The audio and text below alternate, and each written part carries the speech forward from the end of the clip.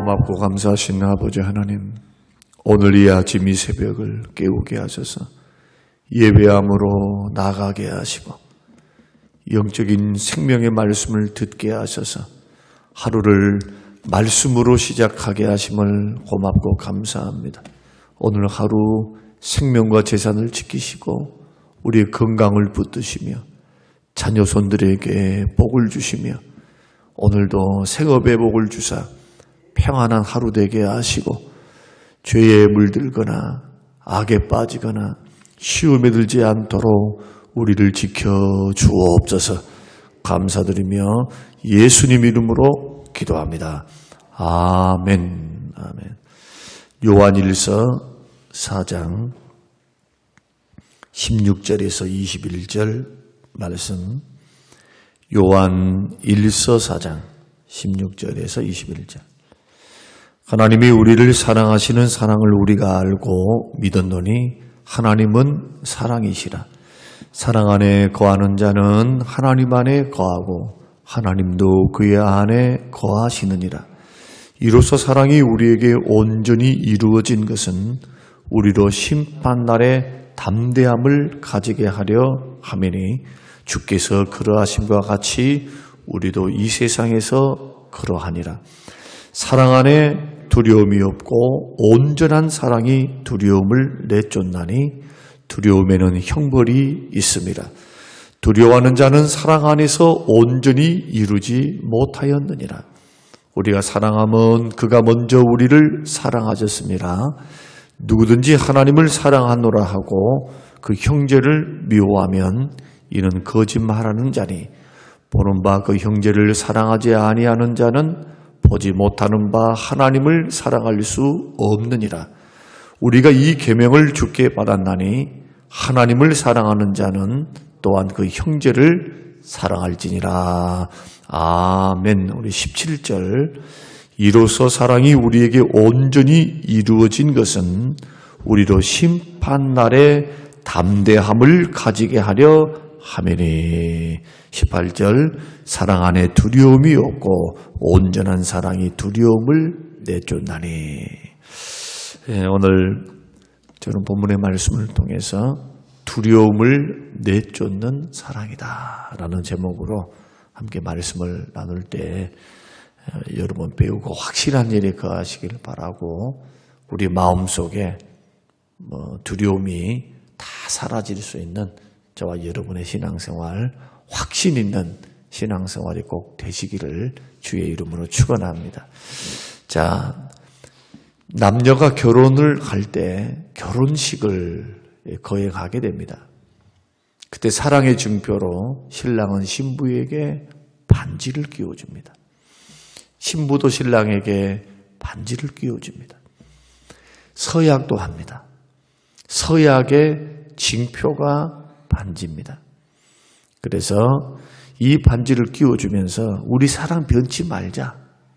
금반지를 끼우는 이유는 그 금이 또 다이아몬드가 값이 나가는 것도 있지만 그 두 물질의 특징은 변하지 않는다는 겁니다.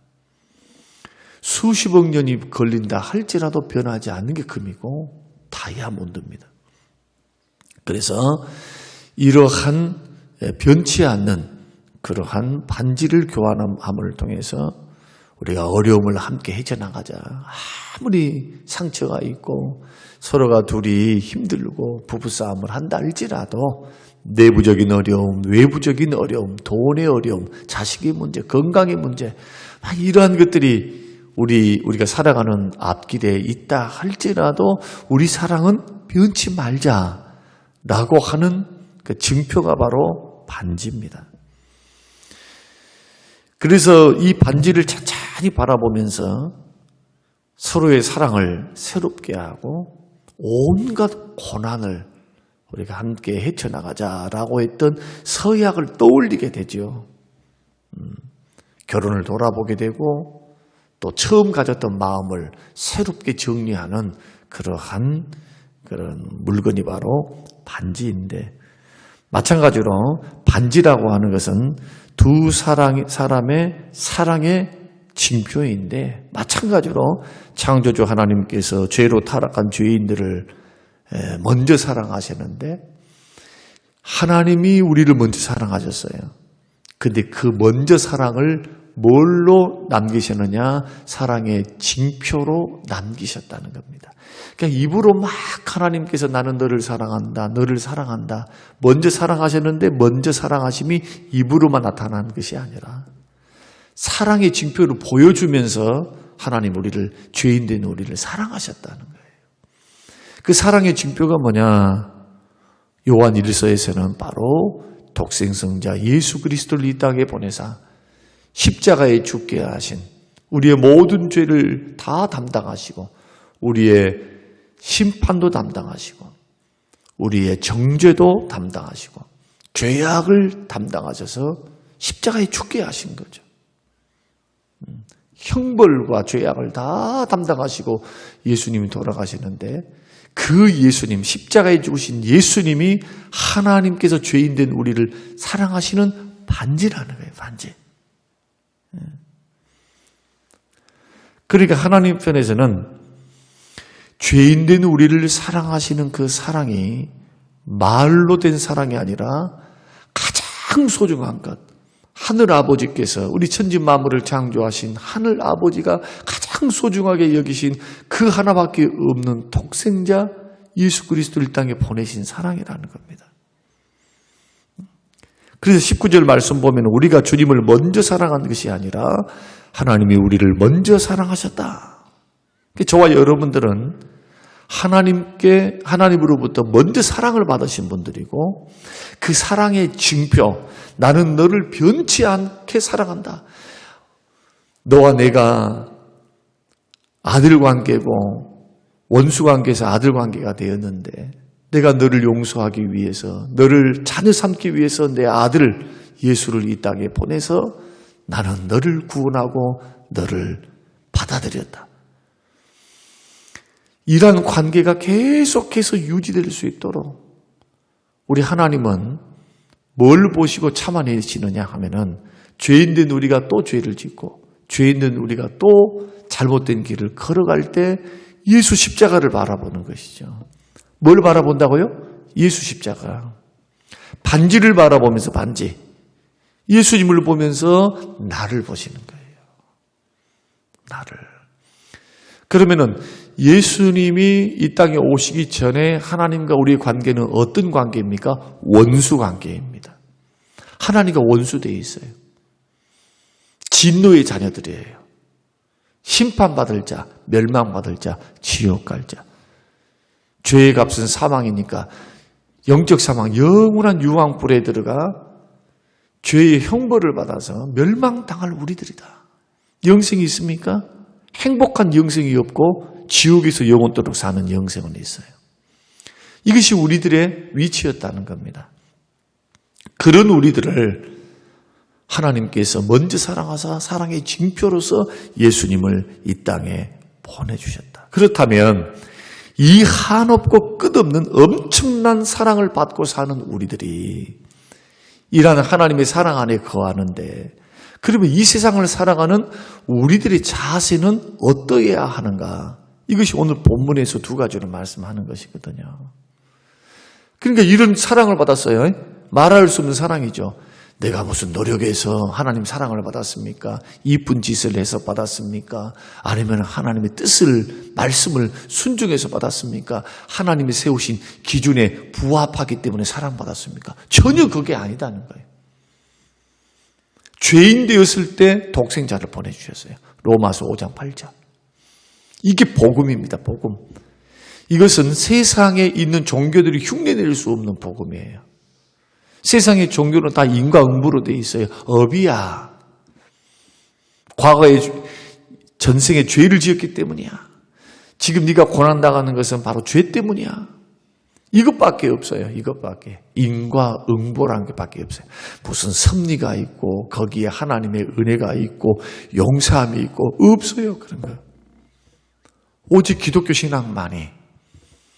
죄인인데 죄인 스스로는, 자기 스스로는 용서받을 수 없는데, 죄를 씻을 수도 없고 버릴 수도 없는데, 지옥에 들어가야 할 확정 판정을 받는 사람인데 무죄 석방을 시켜주는 겁니다. 누가? 하나님께서. 무엇 때문에? 그 크신 사랑으로 인하여. 에베소서 1장과 2장.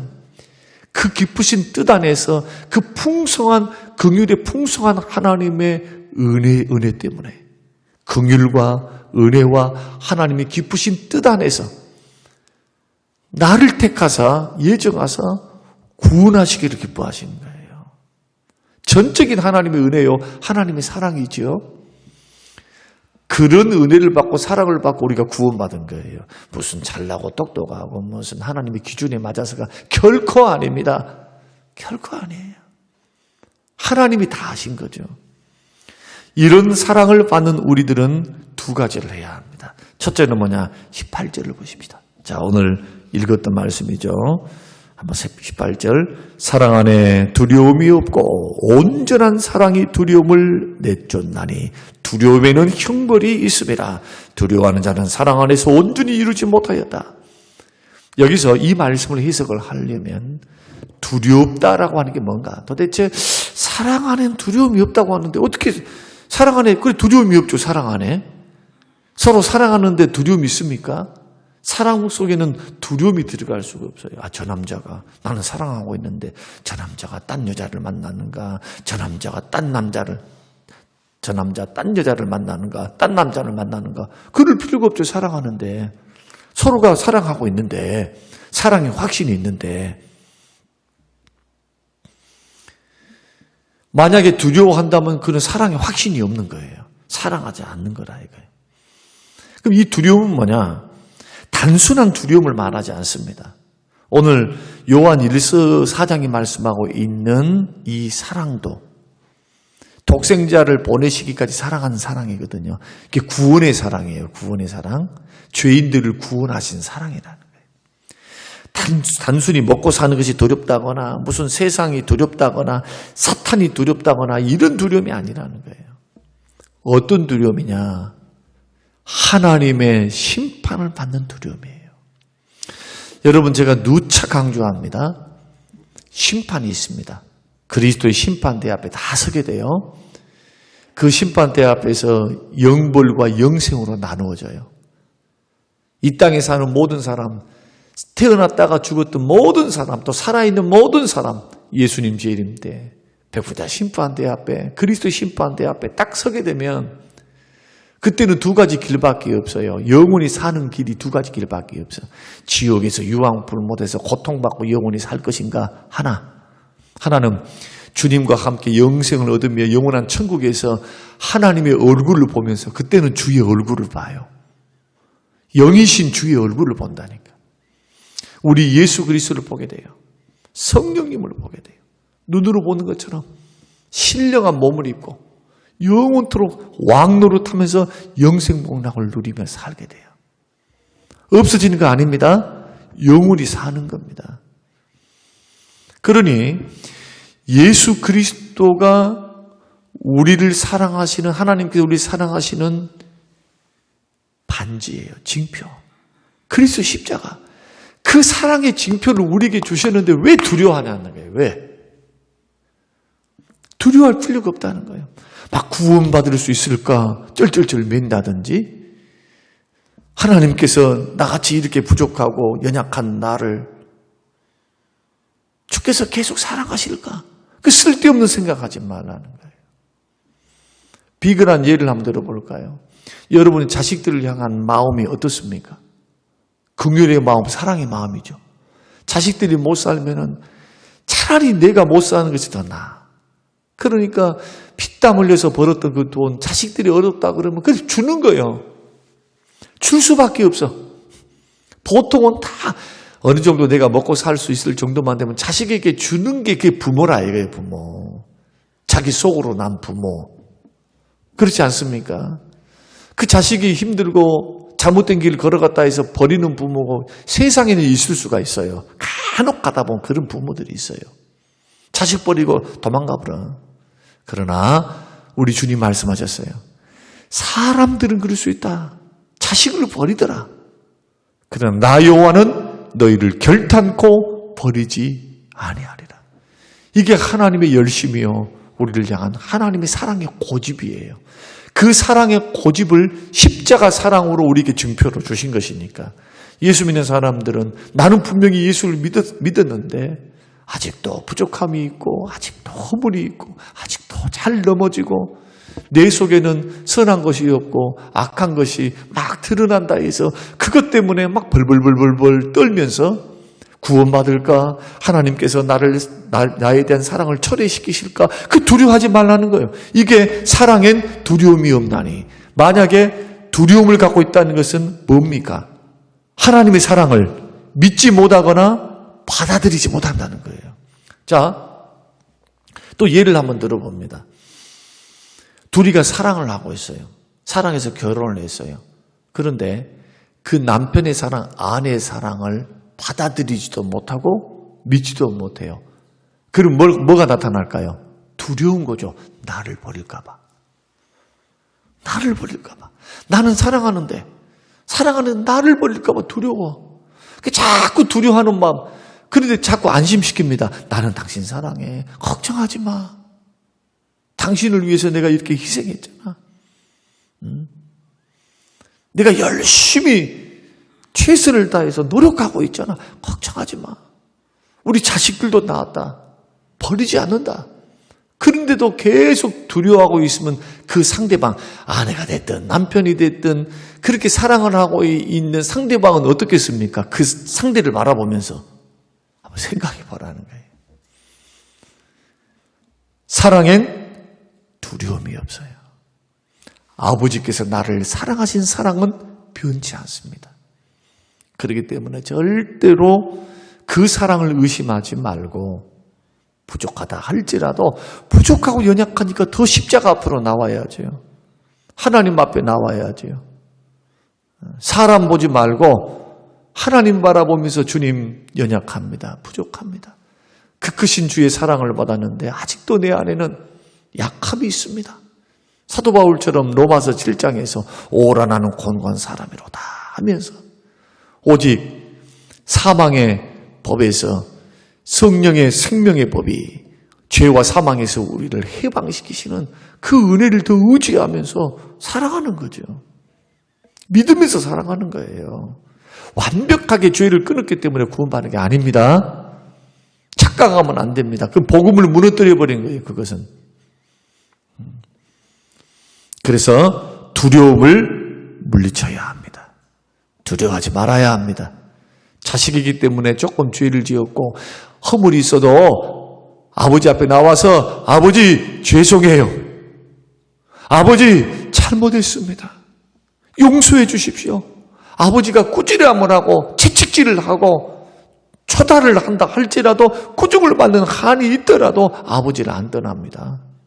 회개하면 아버지는 받아주는 거예요. 다시는 그렇게 하지 마라. 내가 너를 사랑한다. 다 너 잘되라고 하는 거다.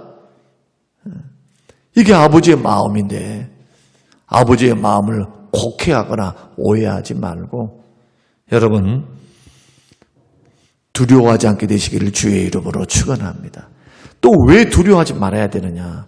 아버지 하나님 나를 사랑하신 것뿐만 아니라 복음의 원리 때문에 두려워하지 말아야 돼요. 자, 예수님께서 십자가에 돌아가실 때 예수님이 뭐까지 다 가져가셔 버렸어요. 우리의 뭐까지 다 가져가셨어요. 예수님이 우리의 모든 죄도 가져가셨죠. 그러죠? 예수님이 우리 죄를 대신해서 짊어주셨는데 이 죄가 과거, 현재, 미래 모든 죄까지 포함되는 거예요. 그래서 성경은 예수를 믿으면 죄사함 받고 구원을 얻었다라고 과거 완료로 말하는 거예요. 예수 믿으면 구원 받아갑니까? 구원 얻었습니까? 구원을 얻었어요. 구원을 얻은 거예요.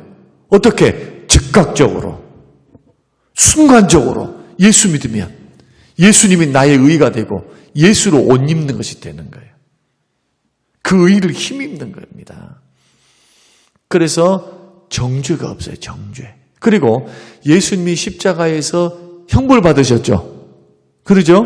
채찍질 당하시고 형벌과 징계를 받으셨어요. 죄의 형벌, 내가 받아야 될 죽음의 형벌, 채찍질의 형벌, 고통의 형벌 예수님이 다 몸소 받으셨어요. 그래서 나에게 남아있는 지옥 형벌, 고통의 형벌이 있어요, 없어요? 없어요. 없어. 그리스도 심판대 앞에 서면 지옥 형벌이 없다니까요. 상급 심판, 책망과 칭찬. 그것이 우리에게 택한 백성들에게 주어지는 축복이죠. 상을 바라고 열심히 살아가는 거예요. 그래서 구원받은 자녀로 사는 것이지, 내가 걸어가면서 이 죄를 지었는데 저 죄를 지었는데 하면서 나는 이제 저 천국 못 갈 거야, 두려움에 떠는 것이 아닙니다. 절대로. 그 크신 사랑과 은혜를 확신하면서 이제는 죄를 끊고 더 주의 은혜를 사모하면서 성령의 역사에 정말 내 몸과 마음을 들이면서 이렇게 더 충성하며 걸어가는 겁니다. 끝까지 하나님의 사랑, 여러분 잊지 않게 되시기를 주의 이름으로 축원합니다. 두 번째는 뭐냐? 받은 사랑을 형제 사랑으로 나타내야 돼요. 20절 한번 읽어보십시오. 자, 20절. 자, 시작. 누구든지 하나님을 사랑하노라 하고 그 형제를 미워하면 이는 거짓말하는 자니 보는 바 그 형제를 사랑하지 아니하는 자는 보지 못하는 바 하나님을 사랑할 수 없느니라. 자, 내가 이런 사랑을 받았다면은 누구를 사랑해야 될까요? 값없이 은혜로 영생을 공짜로 받았어요.